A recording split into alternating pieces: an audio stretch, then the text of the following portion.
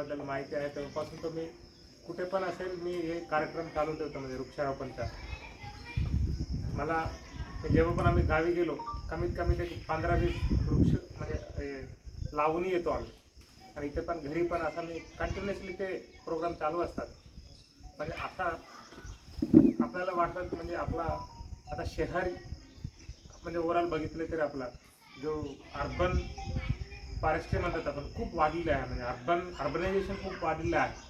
पण लोकांना आपण शहरच्या आजूबाजूला जो म्हणजे चांगला वातावरणवाला प्लेस आहे ॲक्च्युली कमी झालेला आहे. यवतमाळला थोडा आहे म्हणजे आता पण बायपासला म्हणजे आउटसाईडला आला पाहिजे त्यासारखं झालेलं आहे.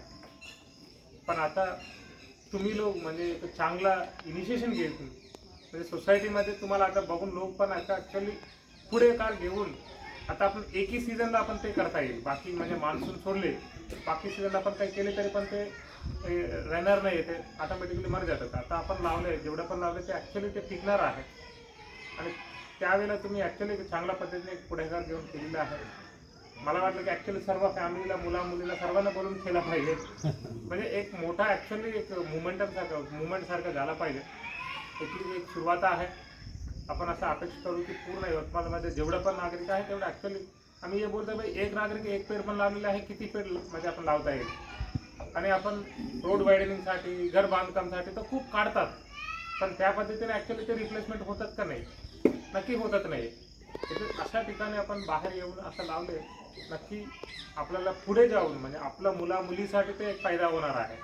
आपलं जनरेशन तर ऑलमोस्ट म्हणजे अर्धा निघून गेलेलं आहे. पण आता जो नवीन पिढी आला आपल्याला कधी आपल्याला वाटतं की यांना कुठे काय करणार आहे ते अशा सिच्युएशनमध्ये आपण पुढे जातात म्हणून आपल्याला वाटतात. तर हे चांगला कार्यक्रम होते तुम्ही म्हणजे पत्रकार परिषदमधून तुम्ही पुढाकार घेतले हे मी खूप सर्वांना अभिनंदन करतो. आणि मी अपेक्षा करतो आपण जो पेड आता लावलेला आहे ते पण इम्पॉर्टंट आहे की ते म्हणजे जिंदा राहिला पाहिजे. म्हणजे पुढे ॲटलीस्ट 10 वर्षानंतर 15 वर्षापर्यंत नंतर पण आलेलं आहे म्हणजे हा येस की आपण सो लावलेलं आहे ते जिंदा आहे. म्हणजे आपलं स्वतःच्या जिम्मेदारी घेऊन त्यांना वाचवलं पाहिजे असं मी अपेक्षा करतो.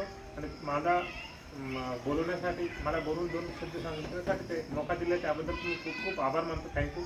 जय हिंद जय महाराष्ट्र.